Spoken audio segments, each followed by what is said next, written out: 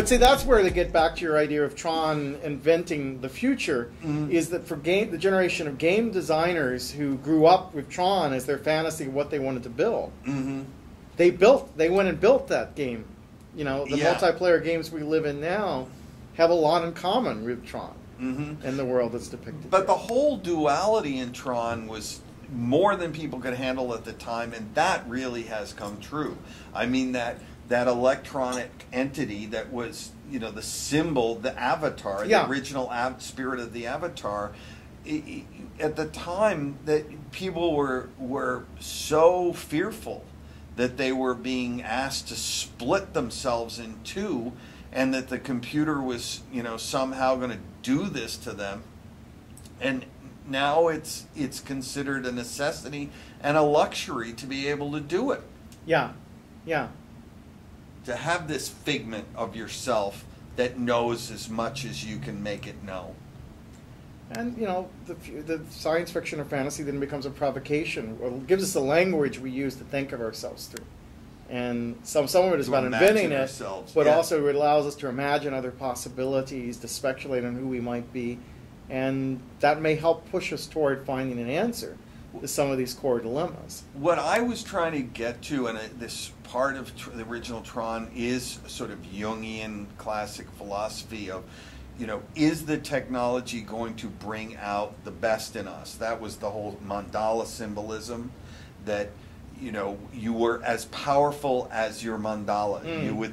You were your own weapon. Your disc was symbolic of your powers, and this idea that we are as gods. I mean, no one wants to accept responsibility for humans being as powerful as we really are. It's easier to believe that there's a God above us, and the point we tried to make was that, you know, no, you know, we are our own gods. What if God was just one of us? You know, and when Flynn came down as the creator, he was flawed too.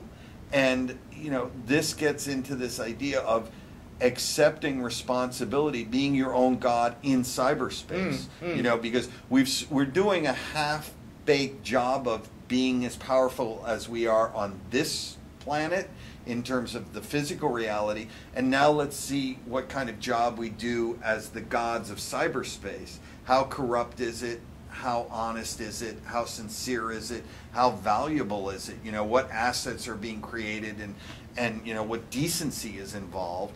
And so but you know, sometimes I think it's easier for an avatar to say the problems are, you know, polarized. It's black and white. It's them versus us.